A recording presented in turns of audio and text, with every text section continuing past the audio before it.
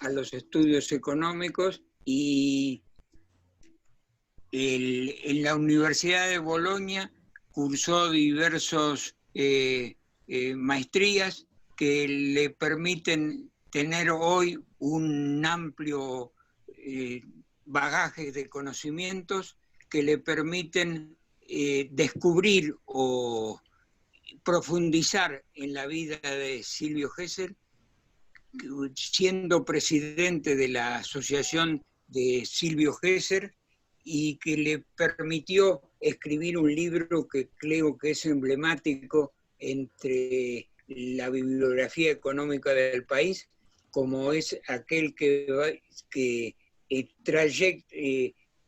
marca la trayectoria de Keynes a Gesell, y tratando de exaltar esta figura olvidada por todos los economistas de nuestro país y por las universidades. Por eso creo yo que es un lujo para todas las entidades auspiciantes tener a Lucho hoy acá con nosotros, y los dejo con él.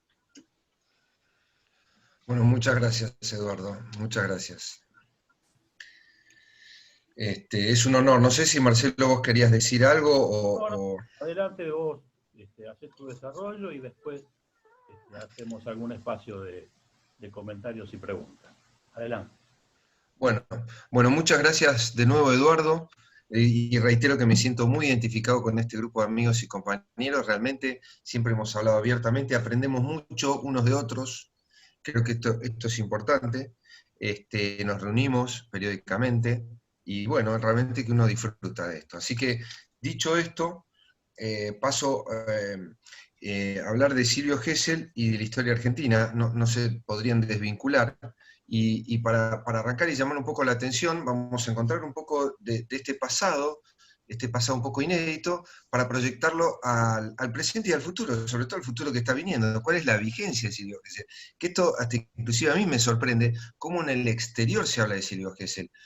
No solo con la profundidad, sino con la extensión, y ahora con la frecuencia con la que se habla. Y acá, siendo que salió de acá, que su desarrollo fue acá, porque escribió en castellano, también en alemán, pero empezó en Buenos Aires y escribió un modelo argentino que se fue copiado en el exterior. Bueno, es sorprendente que acá todavía no lo conozcamos, no se ha difundido y esta dimensión no seamos conscientes. Y eso me ha hecho preguntar por qué. Y a partir de esa pregunta de por qué no es conocido, por qué no lo conocemos, bueno, surgen una cantidad de respuestas posibles que analizaremos. Por ejemplo, Silvio Gesell no puede haber nacido de un repollo de repente en la Argentina. Como el peronismo o el general Perón tampoco, parece que el Perón nació de repente. No, nació en un contexto, en una historia, en un movimiento cultural. Como cada cosa que pasó en la Argentina. Y si vamos para atrás entonces, y esta es la invitación que yo les hago, en dividir estos 30 minutos más o menos, estoy mirando un reloj por allá, por la mitad, hacer un contexto de la Argentina, de su cultura, de nuestra personalidad, de por qué pasan cosas distintas acá en otros lugares, por qué vemos el mundo desde lejos, y después de hablar más de Silvio Gesell propiamente. Creo que nos va a servir para anclar un poco mejor la conversación. En lo personal, como abogado, efectivamente, fui profesor de economía siendo abogado, siempre me llamó la atención y me gustó, pero el tema del ejercicio del derecho, tanto para bancos como estudios jurídicos, también estuve en la justicia comercial, en la Cámara Comercial, y después en los estudios me di cuenta, en la época de Cavallo, de la convertibilidad, lo que era la usura, ¿no? Que la usura estaba prohibida por el Código Civil argentino, y por la ley de convertibilidad, Cavallo, con Horacio Tomás Liendo en ese momento, hijo del general Liendo, muy liberales todos, modifican el Código Civil, el artículo 617 y 619, y autorizan lo que se llama el anatocismo, que está expresamente prohibido por el Código Civil. El anatocismo quiere decir el cálculo de intereses sobre intereses, o del interés compuesto, ¿cierto? Eso quiere decir que, lo voy a explicar prácticamente, porque el tema de la usura y del crecimiento de la deuda exponencial hace que el deudor no pueda afrontar sus deudas, que cada vez deba más, los acreedores son cada vez más poderosos y los deudores cada vez más débiles. Esto pasa a nivel internacional, a nivel local y a nivel individual, ¿cierto? Este sistema de la deuda es el que nosotros tenemos que atacar, resolver y poder sanar de alguna manera, y es lo que a mí me llamó la atención desde como abogado, los abusos, ¿no? Y la arbitrariedad y la falta de reglas. Se supone que en la justicia, en la época del 2001, por ejemplo, más allá del Código Civil y las leyes, muchas leyes comerciales, como la ley de quiebras o sociedades, etc., se supone que tiene una solución única para estos problemas. Y en el 2001, con la crisis y el crack, teníamos en algún momento entre las cámaras civiles y comerciales de Capital Federal y la de Gran Buenos Aires, de San Isidro Morón, 8, 9, hasta 10 formas distintas de resolver una deuda.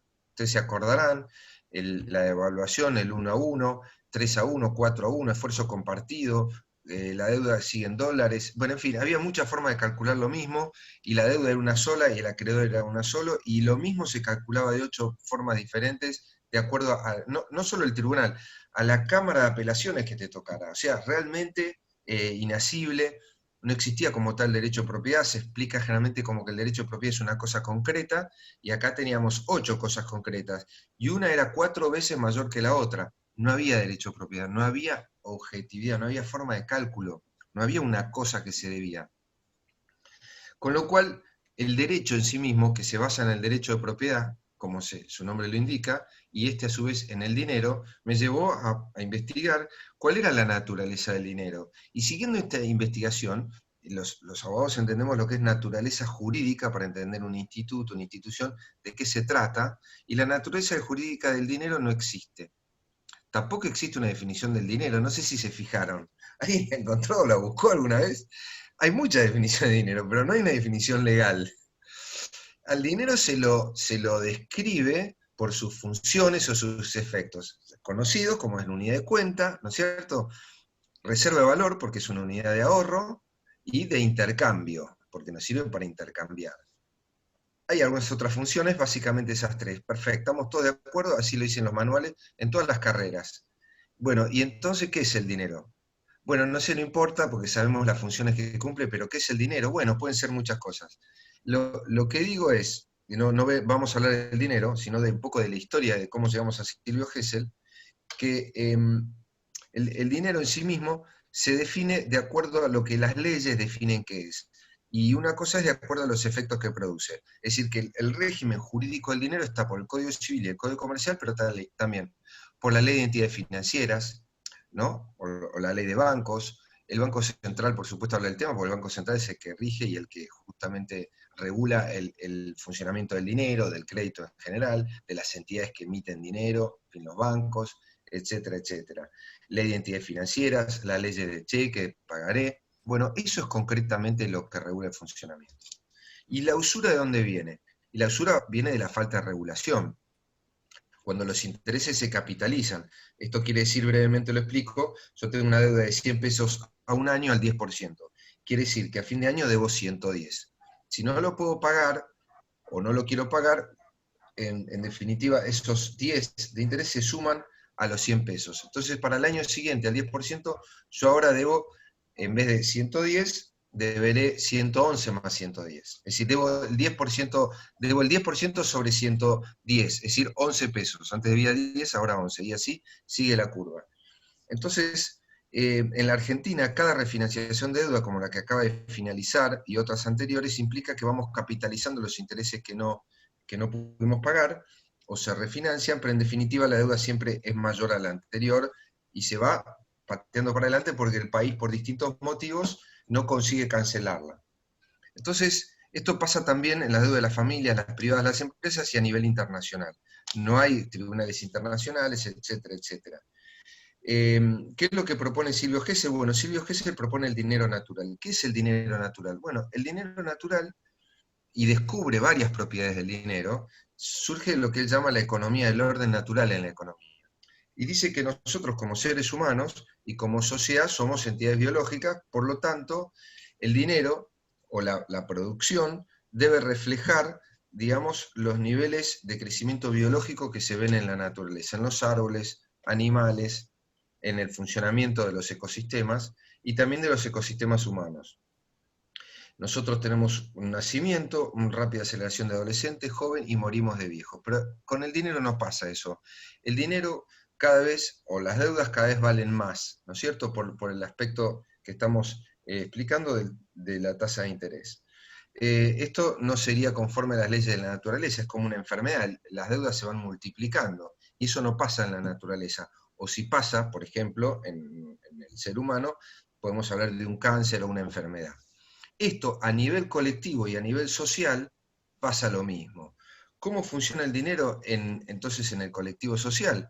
Si tenemos un organismo humano, también tenemos un organismo social, organismo político, como lo querramos llamar. El organismo político tiene otras connotaciones como las instituciones y otro tipo de organizaciones, pero vamos a hablar de organismo social compuesto por seres humanos. Bueno, Hessel decía que el dinero es al organismo social como la sangre al cuerpo humano, al organismo humano. Por lo tanto, el dinero, que se llama circulante, no sé si llaman la atención, lo mismo que lo llamamos al sistema circulatorio en el cuerpo humano, en el organismo social es sistema circulatorio, pero resulta que cuando verificamos no llega a todos los rincones del cuerpo. ¿Sí? En el organismo social, el dinero, que se supone que justamente que lleva la información, porque el sistema del dinero y del crédito para los agentes económicos sirve para la toma de decisiones, de información, de inversiones, funcionamiento de una economía, etcétera, etcétera, nos da una radiografía de una situación. Cuando el dinero se concentra y no circula, bueno, ¿qué es lo que ocurre? El organismo social no es irrigado por igual para todos el dinero, con lo cual, donde el dinero o la sangre no llega a un organismo, a un miembro, ¿qué pasa con este? Se gangrena, se pierde, se pudre, se deteriora. La sangre lleva no solo energía, lleva el oxígeno, la información, la vitalidad. Donde no llega se desvitaliza. Y esto es lo que vemos lamentablemente en el cuerpo social argentino y en el de varios otros países, que el dinero no llega. Se bombea de distintas maneras. Acá hay otras teorías. Vamos a ir más o menos rápido y conceptual.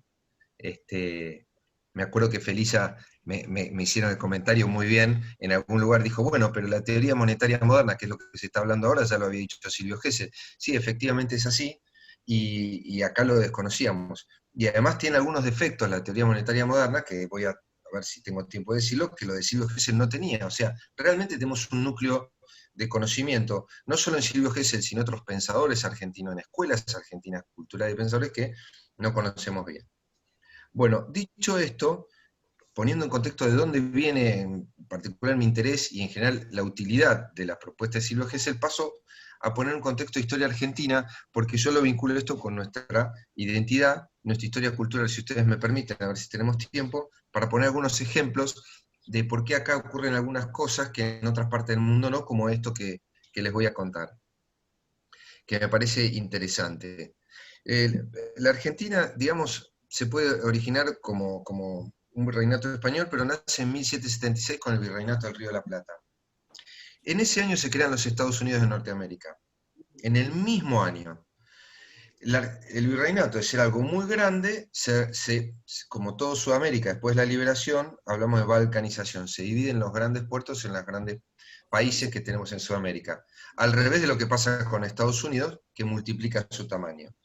Y después le compra Alaska al Imperio Ruso, invade México, Texas, toma California, compra Florida, compra la Luisiana, que va desde el sur de Nueva Orleans, fíjense, del Golfo de México, a Quebec, al norte, donde termina Canadá.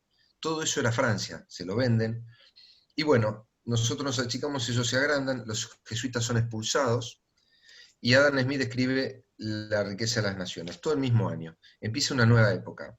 Pero ustedes fíjense que la liberación de las colonias de América y del virreinato de Río de la Plata con la Revolución de Mayo traía personajes como Belgrano, ya muy hablado hoy en día, Moreno, que es otro, además de economista o político revolucionario, eran todos socialistas. Fue una revolución socialista, humanista y cristiana. Cristiana por el lado de algunos, otros no eran para nada cristianos, por supuesto, pero sí eran humanistas.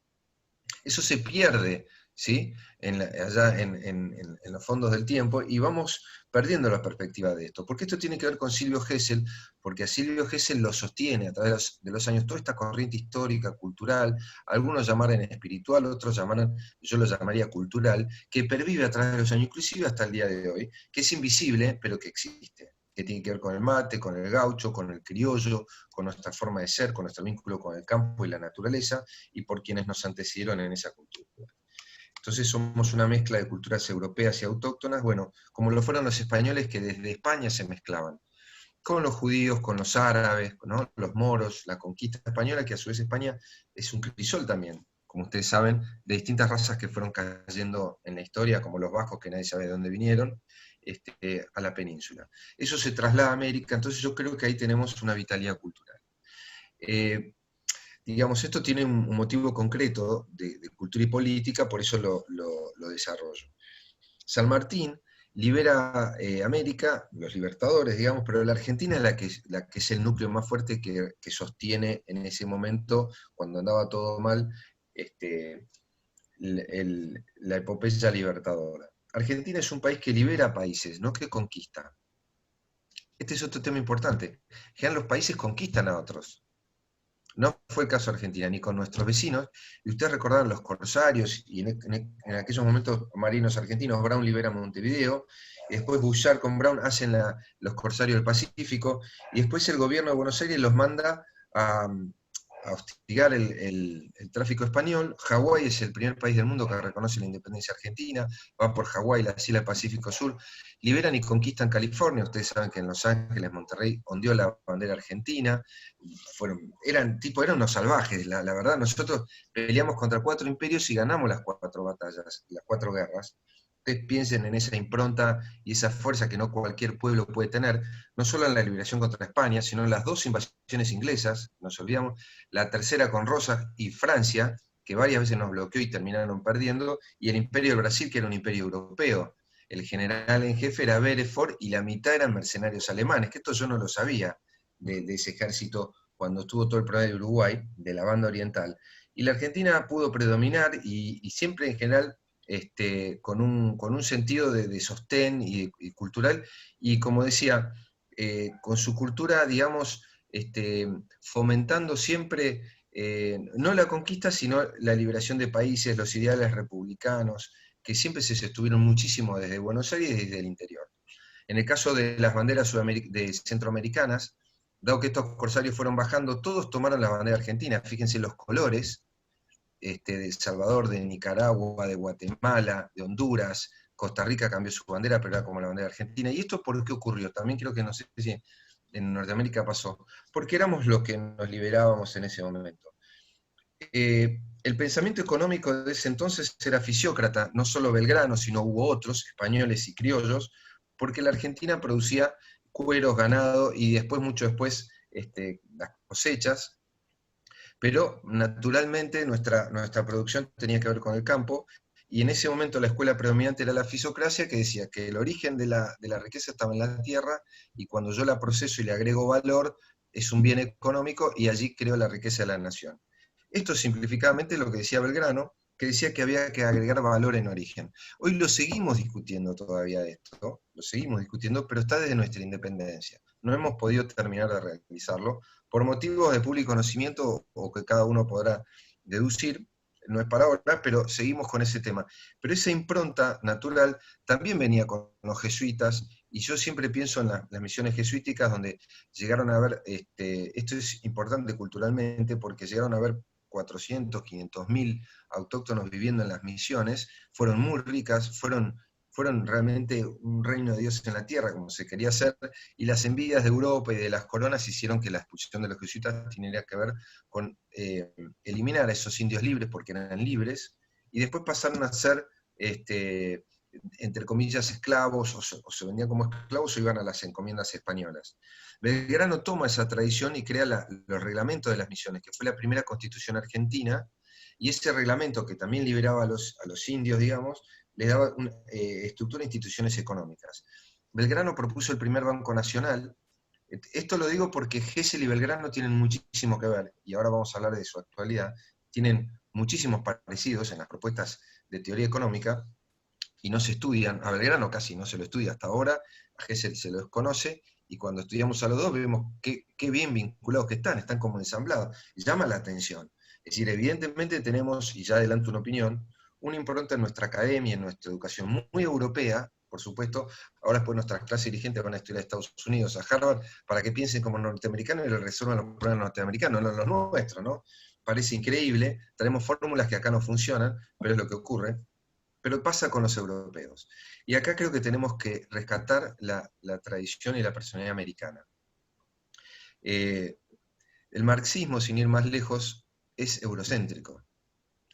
Y en Argentina tenemos un socialismo eurocéntrico, un socialismo europeo, que realmente es muy bueno, pero tenemos un socialismo americano. Hay un pensamiento americano que no es europeo y hay un pensamiento mixto que es el argentino. Esta es una invitación a pensar desde ese lado, porque Silvio Gesell, siendo alemán, desarrolla un pensamiento muy argentino que impacta en Europa, sorprende en Europa y la transforma. Hay varias hipótesis más, pero que ahora les voy a contar, donde la economía moderna, antes que Adam Smith, lo que Adam Smith escribió en La riqueza de las naciones, se dijo primero en el Virreinato del Río de la Plata. Hay cuerpos de doctrina económica, entre ellos el más importante hubo otros, como el sacerdote Juan de Mariana, el de Juan de Matienzo, donde desarrollaban la teoría de los mercados, de los precios, de los factores de la producción, de cómo concurrían los factores en los mercados para constituir la oferta agregada, la demanda agregada, y una cantidad hablaban incluso de velocidad de circulación, muchos conceptos de economía moderna como el ahorro, como el consumo, como las unidades marginales, aumento de la producción. Bueno, sorprende. Muchas cosas que después dijo Adam Smith 200 años después.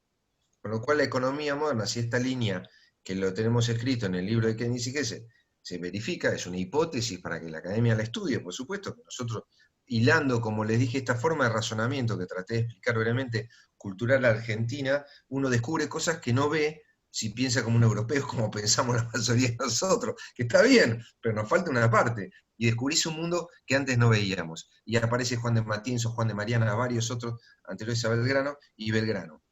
Belgrano yo lo pongo contra David Ricardo, que hay un economista argentino brillante, muy lúcido, que Felisa conoce, se llama Rodrigo López, que hizo un desarrollo sorprendente del pensamiento del centro y la periferia, y hizo un análisis entre el pensamiento de David Ricardo desde el centro, del Banco de Inglaterra, y el de Belgrano.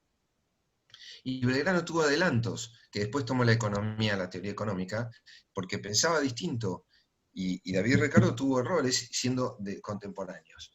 Este estudio tampoco se ha hecho, lo hizo Rodrigo López también por su propia vocación de investigación, de un pensamiento americano, argentino, que ve las cosas de otra manera, y encontramos entonces que no leemos ni nos creemos todo lo que nos dicen, tenemos un pensamiento crítico, como debemos tener quienes tenemos autonomía o pretendemos tenerla. Si queremos ser autónomos y soberanos y no tenemos pensamiento crítico, difícilmente lo vamos a poder sostener. El caso de Rodrigo López es muy interesante. Pero esta historia sigue, porque después pasa lo mismo con Silvio Gesell y Keynes. Por supuesto que Belgrano estudió en España, en Valladolid, y estudió mucho en Italia, con muchos sacerdotes importantes de Italia, porque su familia era italiana. Pero vino a América y vio Europa y América desde Argentina. Lo mismo hizo Silvio Gesell. Digo, porque los otros estudiaron en Italia, España, pero escribieron desde acá. Y Silvio Gesell era alemán, escribió desde acá. Y ahora vamos a hablar de algunos otros más contemporáneos. O sea que hay una visión americana, y lo mismo los españoles anteriores. Por eso es necesario esta línea, entenderla. Gesell se anticipa al pensamiento de Keynes, que es la economía del siglo XX, y se desarrolla en Argentina, en Buenos Aires. En la teoría general de la ocupación, el interés y el dinero de Keynes, que es el libro más importante de economía del siglo XX, con el que el mundo, digamos, y el político y el económico sale del patrón oro y se genera el crecimiento y lo que se llama el welfare state o estado de bienestar después de la Segunda Guerra Mundial, con la teoría keynesiana, con el modelo keynesiano de crecimiento desde el Estado, del fomento del comercio, etc., porque nos despegamos del patrón oro. El patrón oro era como la convertibilidad de caballo, no permitía emitir, no permitía crecer, estábamos en un corset, nos vivíamos bajo la deuda porque no se producía. Esto pasó en todo el mundo en la depresión del 30, llamada la Gran Depresión del 30, el mundo cae en un abismo producto del patrón oro. Unos años antes, Keynes debate fuertemente, ¿saben con quién? Con Winston Churchill, el famoso Churchill, el número 1 de Inglaterra, y Keynes lo enfrentó y le dijo, esto del patrón oro no va más. Churchill defendía el patrón oro porque era la identidad de Inglaterra y del Banco de Inglaterra, y Keynes dijo, tenemos que cambiar, si no nos vamos a matar entre todos, esto no. Y terminamos en la Gran Depresión, cae Inglaterra, cae Estados Unidos, y después terminamos en la Segunda Guerra Mundial. Silvio Gesell triunfa, es el triunfo de Silvio Gesell, el de Keynes, y el posterior a la Segunda Guerra también. Pero no solo eso, y estoy resumiendo mucho, Bretton Woods nace de un proyecto argentino, porque los acuerdos monetarios de Bretton Woods fueron llevados por Keynes en un proyecto que llamó el Bancor, y por otro economista que es John Williams, que vicepresidente de la Reserva Federal, que estuvo en Argentina antes, estudiando la economía argentina con Ernesto Torquín, que era el asesor económico de Roca. Todo lo que trajo él de Argentina lo llevó a Estados Unidos. Es otra historia que tampoco ha sido estudiada y bueno, fuimos investigando, encontrando documentación, pero lo cierto es que Torkins hizo un proyecto que llamó el Franco Universal para que países como Argentina desde la periferia pudieran acceder en términos de intercambio compensado con el centro, porque siempre perdíamos. Y dice, bueno, no, las naciones tienen que ir. Fuimos el primer país que negoció la deuda externa. La primera crisis de deuda externa fue la del 91 de la Baring Brothers, que casi quiebra la Baring en Inglaterra, y la Argentina hace el primer arreglo de la deuda externa con Romero, el ministro de Economía, Juan José Romero, muy exitoso. Fernando El Corro, que ustedes conocen, que también formó parte de este espacio, tiene mucho estudiado sobre eso, y fue el primer acuerdo de deuda externa en la historia mundial, por lo menos reciente. Y que seguimos con el mismo tema todavía, es increíble, más de 100 años seguimos con la... Pero bueno, ahí está, tropezamos con la misma piedra, pero son temas geopolíticos. Pero Argentina viene peleándolas de la época de Belgrano y de Moreno, que lo liquidaron a Moreno, o sea, es una historia que se repite. Pero está bien pensarla así, pues así entendemos dónde estamos parados, cómo tenemos que pensar, etcétera, y salir, se repite. Entonces, Bretton Woods se realiza en una negociación entre Dexter White de Estados Unidos y Keynes por Inglaterra, pero el proyecto de Keynes es el de Silvio Gesell, que está escrito, lo reproducimos en el libro y se puede conseguir por internet, que se llama IVA, International Valuta Association, que es lo que hoy se llama Fondo Monetario Internacional. Y la moneda del Fondo Monetario se llama DEC, Derechos Especiales de Giro. Gesell en Buenos Aires propuso al mundo el IVA, se llamaba IVA curiosamente, que era un bono como el DEC, pero que no generaba interés y que servía para compensar las deudas entre los países para hacerlo más simple. Tenemos poco tiempo, pero el concepto, además de hablar de Silvio Gesell, lo que significa Silvio es esto que estoy tratando de manifestar en el tiempo que tenemos. Es una cultura del Río de la Plata, desde la periferia, auténtica, que genera cosas todo el tiempo. Por eso el mundo hoy nos mira en la crisis, y nos miró en el 2001 a ver qué hicimos. Nos tienen de laboratorio para muchas políticas económicas, también hay libros escritos sobre esto que nos usan de cobayos, pero también porque tenemos otra forma de pensar, out of the box, como se dice en los norteamericanos, fuera de la caja. Nosotros vivimos las cosas de otra manera y tenemos otro tipo, como ya lo dije varias veces, de cultura y de forma de pensar. Nosotros sobrevivimos, somos más flexibles y en fin, una serie de cosas de adaptación que por ahí otros no necesitan tener. Entonces, digamos, esta línea de pensamiento, que no los quiero perder, esta línea de pensamiento, que se repite...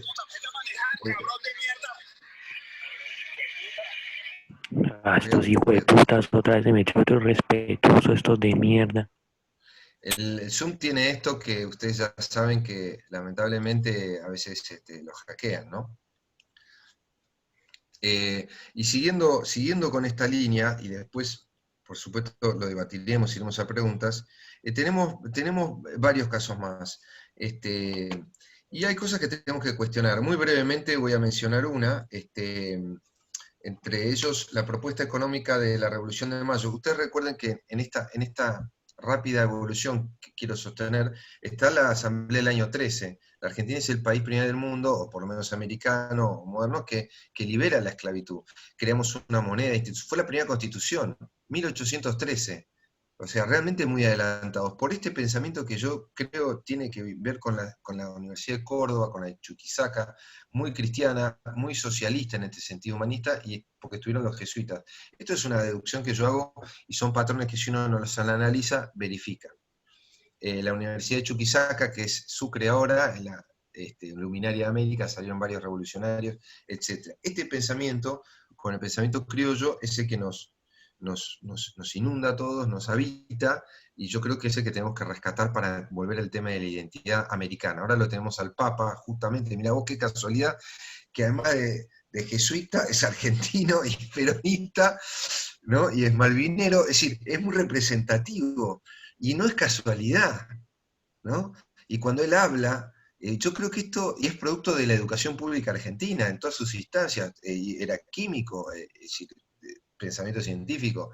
Es decir, yo creo que estas cosas son las que tenemos que ver, ¿no? Rescatar y en fin, hay una esperanza en esto, etc. Entonces, acá vemos una continuidad. Y ahora es internacional. Bueno, hay algunos personajes más difíciles, pero que a mí me gustaría hablar, pero capaz que no es el momento, pero por ejemplo, Previs y Borges. No eran Previs, por ejemplo, era del pensamiento hegeliano, era discípulo de Alejandro Bunge, del pensamiento nacional, pero después de la Segunda Guerra Mundial, ¿qué hace Previs? Se da vuelta y va con el sistema norteamericano, entra en pensamiento de Guerra Fría, hace el plan Previs, que realmente fue un plan monetarista, él creo que después se arrepintió, un plan de ajuste, un desastre, se asocia al Fondo Monetario Internacional. Previs abandona las banderas, pero crea con John Williams de la Reserva Federal el sistema de la economía moderna. Esto tampoco ha sido estudiado, los invito. La figura de John Williams es extraordinaria, padre e hijo, son 3 generaciones todos en la Reserva Federal. Eran amigos de Previs, pero antes fueron de Torkins.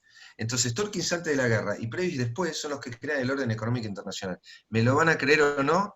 Bueno, verifíquenlo, después lo discutimos otro día, no lo van a poder creer. Pues fuera de la Guerra Fría de Rusia, el modelo era Previs, con el centro-periferia, que es el mismo modelo de Belgrano y de Moreno, y de Esteban Echeverría, otro que muy cuestionado, pues estaba en contra de Rosas, pero era socialista Echeverría, y creó un pensamiento económico y un sistema impositivo en base a grabar la tierra, que era el de la Revolución de Mayo, el que toma Hessel, que es el que después Alemania lo pone como un ejemplo. O sea, nos adelantamos a la doctrina tributaria alemana, a la doctrina económica europea, y hay más, hay mucho más. A la Escuela Austríaca de Economía, también tuvo sus bases en América, no en Austria, y Milley que dice que es austríaco, todo es todo verso, aparte que son monetaristas.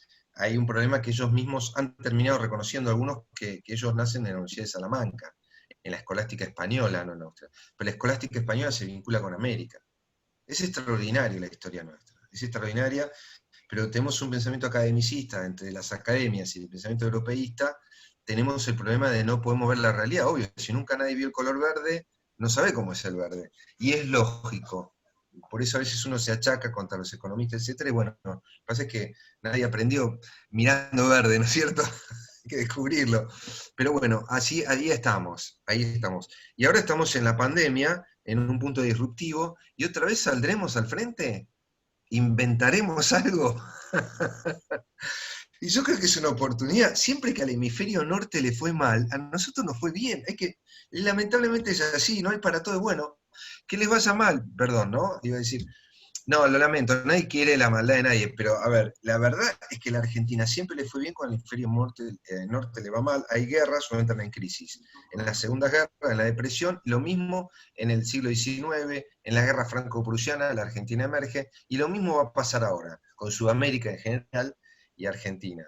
Yo creo que es así. Entonces, bueno, están todos mirando afuera a ver qué vamos a inventar acá. Nosotros no tenemos ni idea de todo esto, tendríamos que empezar a hablar, un poco esta es la idea, pero hay muchas cosas que se pueden hacer, ¿no? A partir, por supuesto, de los commodities, ahora se habla de los alimentos, etc.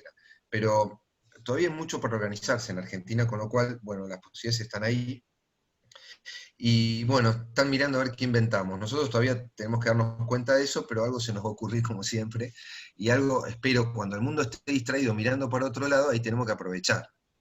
Ahí tengo que saber lo que queremos hacer. Y yo creo que para hacerlo, tengo que tener esta identidad, estas ideas bien estructuradas, saber de dónde venimos, quiénes somos, todo lo que es la raíz nacional y americana, vuelvo al tema de la raíz americana, para saber para dónde ir. Y bueno, estos indicios que fui contando de pensadores de economía y otros culturales lo indican. Hay varios premios Nobel que no nos dieron, algunos controvertidos que tampoco voy a discutir, pero sí fueron argentinos, rioplatenses, y piensan el mundo desde acá, y lo dicen, y también hay una prosa gauchesca, etcétera, etcétera. Bien, eso hay que desarrollar, ahí hay una para germinar, ¿no es cierto? Volviendo al tema económico, y me voy a suscribir entonces, a circunscribir al tema, dije todas cosas más o menos para indicios, a Hessel, voy a decir 3 cosas rápidamente. Él crea, a partir de la crisis de la Baring Brothers, ¿sí? Se crea en la Argentina una nueva convertibilidad a caballo con el patrón oro. Hubo una sobreemisión, había un sistema que se llamaba de bancos garantidos, similar al free banking norteamericano, por el cual Estados Unidos permitía en la conquista del oeste, que por eso la Reserva Federal tiene 12 reservas, digamos 12 bancos regionales. Estados Unidos permitía que cada región generara su propio crédito, su propio dinero, ¿sí? En forma libre. Argentina quiso hacer eso, es un tema que está discutido, yo creo que fue bueno, que no sé si hubo tantos abusos, lo que pasa es que el monetarismo del puerto de Buenos Aires no permitió el desarrollo del interior, creo que esto es muy claro, y todos esos manejos internacionales y del oro hicieron que quebrara este sistema y volviéramos al patrón oro. Y fue lo mismo que pasó con Alfonsín. 1989, hiperinflación, inducida además por manejos X, tuvimos 2 hiperinflaciones y se resuelve con el patrón oro, que fue el patrón dólar convertibilidad. Pero 100 años antes la Argentina había aplicado el mismo remedio, con la gran inflación, hiperinflación de la crisis de 90, arreglan con Inglaterra la deuda, se toma el patrón oro, se abandona el régimen monetario anterior, y es un régimen de convertibilidad tan duro que la Argentina entra en recesión. El proceso de 1890 a 1900 fue el mismo que la Argentina tuvo entre 1991 y el 2000 y el 2001. Y como termina, quiebra la Argentina en 2001. ¿Pero qué pasó en 1900? Estaba Torkins y estaba Hessel y varios otros, que eran de la generación del 80. Había una generación conservadora, pero había otra muy progresista. Y había los librecambistas y había internas que ya conocemos todos. Pero no eran todos antinacionales, había muchos que promovían el agregado valor y la exportación, etc. Y descubren el sistema se devalúa en ese momento el peso argentino un 300% y sin inflación. Durante 50 años la Argentina no tuvo inflación. Y después tuvimos 50 o 70 años de inflación. Es muy raro. El laboratorio de Argentina dio para mucho, acá no tendremos tiempo para explicar esta situación y cómo se puede resolver, pero todavía está en veremos, pero a nivel internacional ellos aprenden más de nosotros que nosotros mismos, porque estamos muy condicionados internacionalmente en nuestra política, muchísimo.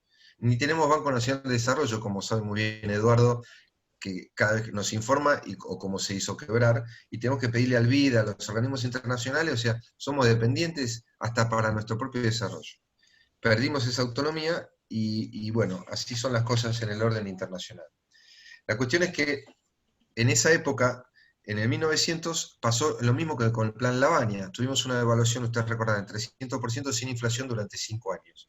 Y tuvimos inflación del 60% y una devaluación del 300%.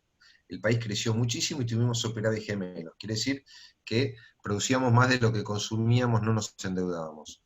Lo mismo pasó en esa época, y en 1899, 100 años antes, Silvio Gesell escribió varios libros, entre ellos El orden económico natural, escribió otro que se llama El sistema monetario argentino, y propuso la devaluación sin inflación, y explicó cómo hacerla. Se hizo, fue exitosa, lo copiaron Estados Unidos, Alemania, Europa, y toda la Gran Depresión del 30 se sale con el modelo gesselliano.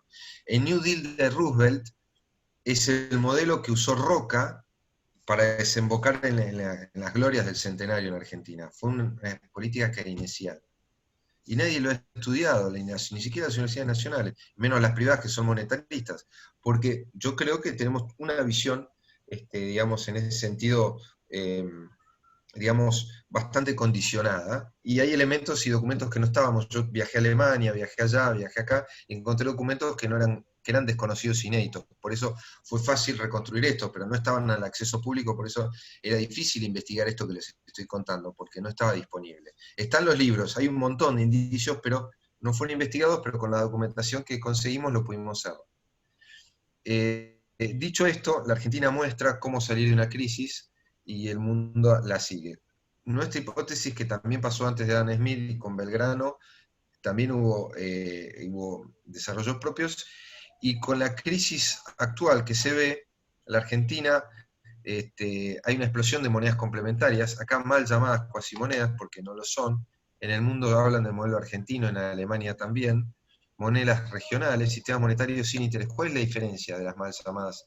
Las llaman monedas complementarias, pero no son cuasimonedas, porque son monedas o sistemas de intercambio regionales sin interés, y reproducen el orden natural. Así lo dicen los alemanes, los europeos, los suizos, los suecos, los norteamericanos, los canadienses, los japoneses, menos en Argentina, que es palabra prohibida.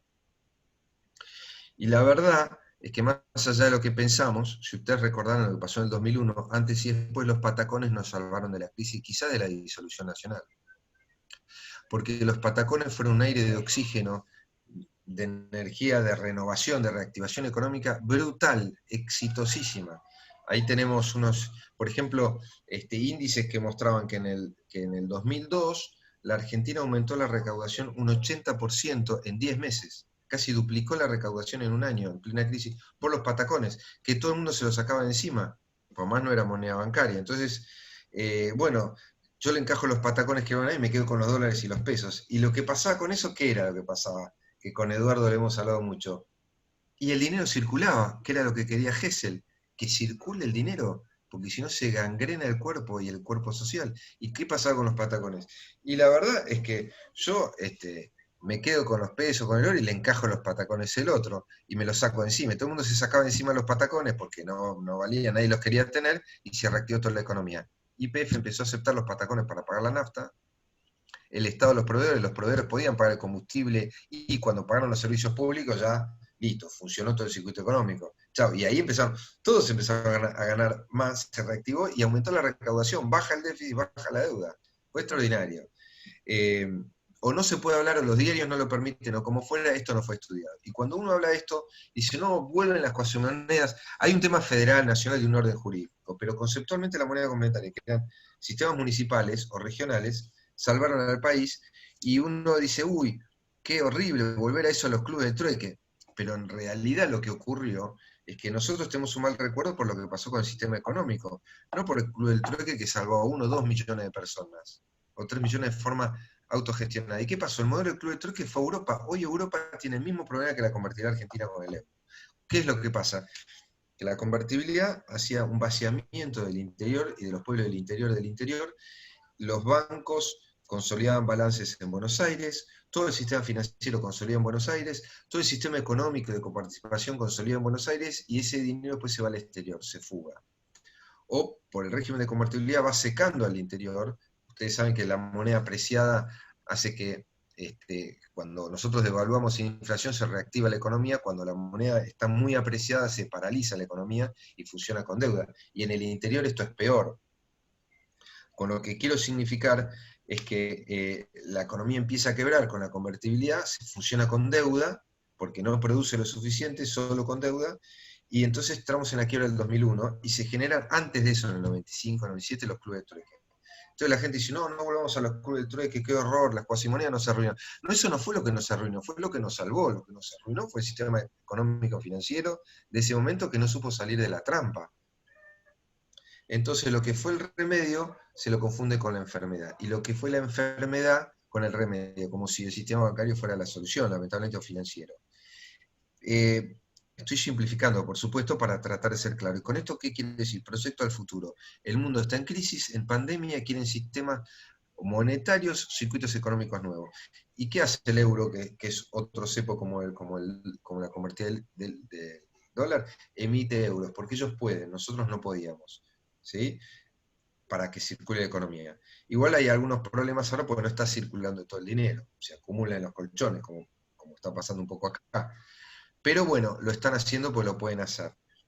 Pero no logran resolver el problema de la circulación, que eso lo resolvió Silvio Gesell. Por eso hoy se habla en las universidades norteamericanas y europeas de Silvio Gesell, porque la solución que él daba es la circulación sin inflación, que es, creo, a lo que vamos. Y para redondear un poquito, nosotros consideramos que si es que hay un pensamiento económico del Río de la Plata, por ahí hay una escuela de pensamiento del Río de la Plata, Gesell es uno de ellos. Después podemos hablar de Alejandro Bunge, de otros economistas como fueron José Terry, que fue ministro de Economía, Alejandro Bunge, muy importante, y Julio Olivera, muy conocido en la Universidad de Buenos Aires, reconocido internacionalmente, debió haber sido premio Nobel, pero como era argentino, por supuesto, no pasó mayores. O el mismo Previs, que a nivel internacional no solo crea la CEPAL, sino que tiene un reconocimiento internacional, y como dijimos, como hipótesis, él rediseña el sistema económico internacional. Con John Williams, desde la Reserva Federal, entre los países centrales y los periféricos que tienen los famosos términos de intercambio, o después la teoría del deterioro de los términos de intercambio, que además no es de Previs, es de Esteban Echeverría, del siglo XIX. Increíble, tienen libros escritos sobre esto, y discúlpenme, no quiero ser pero no están en los libros de las universidades argentinas, no están. no están, porque no lo estudiamos, no sé digamos, viene Rosas o por el motivo que fuera. El tema unitarios y federales nos ha perjudicado para ver el pensamiento científico, y creo que ahora nos estaría pasando lo mismo para poder estudiar, digamos, más objetivamente esto que estoy indicando, ¿no? Es una invitación a volver a hacerlo. Y si hay una escuela de pensamiento de Río de la Plata, hay patrones, como estos que llamo, hay patrones comunes. Uno de ellos es el de centro-periferia, que se repite en todos los pensadores hasta Previs, y estructura la economía internacional. Esto de la moneda sin interés o monedas complementarias se está explotando en el mundo. En Brasil hay acuerdos del Banco Central con fundaciones que se ocupan de monedas complementarias, son monedas sociales para los pueblos del Nordeste, para generar economía, ocupación sin gasto público, ojo, porque sostiene la moneda social, la producción local, microemprendimientos, microcréditos y moneda social local, para sostener la vida y la sangre en esos cuerpos sociales marginados. Y se empiezan a autogestionar y tienen autonomía. Y lo que nosotros podemos llamar, como nuestros amigos acá en Transformar ya lo sabemos, con Marcelo lo hemos hablado, una de las patas de lo que queremos construir en Argentina, que es la comunidad organizada. Yo creo que uno de los secretos de la comunidad organizada es que pueda gestionar sus propios recursos económicos, indicados dentro de la estructura mayor del orden jurídico, digamos, público, estatal, pero donde las entidades privadas, las sociales y el Estado tengan autonomía e interactúen entre sí. Este puede ser uno de los pilares para constituir concretamente la comunidad organizada, que Brasil lo está haciendo, se hace también en México, en varios países latinoamericanos, pero lo de Brasil lo hacen con un acuerdo con el Banco Central de Brasil.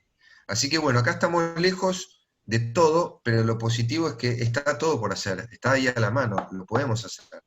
Entonces, yo creo que volviendo a estas bases, tenemos mucho de donde abrevar para ser positivos. Aprovechemos la crisis que se vino, que ya está viniendo, estemos atentos a ver qué instituciones podemos promover, porque yo creo que ahí cuando el gato no mira, el ratón aprovecha, y creo que es el momento también de crear sistemas, formas sociales nuevas. Si lo hicimos en el pasado, lo hicimos con el peronismo, yo creo que se puede volver a hacer de alguna forma.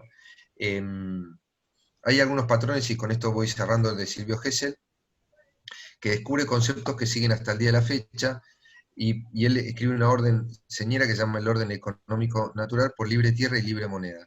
Se llama libre moneda por moneda libre de interés, y libre tierra libre de los impuestos que atacan al capital y a la producción y al trabajo. Él propone un sistema de rentas como fue el de Henry George en Estados Unidos, porque a los farmers le dieron la tierra, acá no, acá se concentró en pocas manos, y hubo arrendatarios a los que se los explotó, no le dieron la tierra. En cambio, en Canadá y Australia les dieron la tierra, igual que en Nueva Zelanda. Y tiene un sistema de rentas de la tierra, que es el que proponía Silvio Gesell, que no existe en Argentina. Y yo creo que una reforma impositiva de ese tenor nos vendría muy bien para prolijar el sistema impositivo y sanear el sistema monetario y crediticio en función de un plan americano y, como vuelvo a decir, más compensado con el medio ambiente, con la tierra, con lo humano. Porque vive en nuestra tradición y no tan monetarista, tan norteamericano y tan europeo, o tan marxista como desde algunos sectores se promueve, materialista en ese sentido. Bueno, podemos hablar mucho más de esto, pero estas nociones que trae Silvio Gesell viven desde antes de él en otros, como fue el ministro de Economía Fragueiro, Echeverría, Belgrano, ya están insinuadas o escritas, hay que ponerlas en un cuerpo y volverlas a aplicar en él. Con un dinero, digamos, que él llama el dinero natural, tienen que tener los bancos. Hay una tasa de interés de equilibrio. Fragueiro, que fue nuestro primer ministro de Economía, hablaba del 3 al 5%, lo mismo dice Gesell, que es la tasa razonable que un banco puede tener ganancias, se pueden cubrir los gastos, se puede cubrir reservas por la mora, por distintos conceptos técnicos que tienen los bancos en los créditos para el préstamo, pero sin abusarse con el tema del riesgo o reserva por inflación. Recuerden que en el mundo hay tasa de interés negativa o tasa cero. Gesell tenía razón, fue la victoria intelectual de Gesell y de la Argentina, que se podía con la tasa de interés natural. De hecho se cae, hoy el mundo está subsidiando para que no se caiga. Y la teoría monetaria moderna, en definitiva, ¿qué es lo que busca? Sostener el sistema, aunque desde el Estado, para que no se le hunda. Y me parece que tampoco funciona por ahí.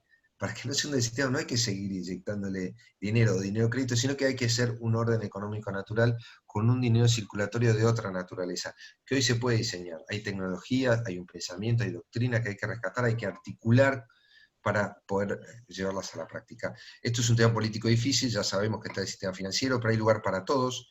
se llama moneda complementaria en Europa porque es complementaria del sistema. El sistema tiene que seguir funcionando, es necesario, se necesita la banca de inversión, se necesita el sistema bancario, pero además se pueden requerir sistemas auxiliares y locales que permitan equilibrar el orden sistémico general, ¿no? Para que no haya, tenemos el 50% de la población en la pobreza. Es inadmisible en un país rico como la Argentina. Entonces, esto ustedes miran alrededor y ven lo que está pasando. Entonces, bueno, hay formas de solucionarlo, prácticos que se están usando en el mundo y se pueden traer acá, que a su vez fueron originadas acá. Bueno, Bueno, dicho esto, con una llamado a la esperanza, termino, que el futuro es nuestro, y bueno, acá también hubo algunas propuestas que podemos tomar y que han nacido en la Argentina, y como les digo, Silvio Gesell está haciendo estudio en todo el mundo, falta que lo estudiemos acá. Bueno, muchas gracias.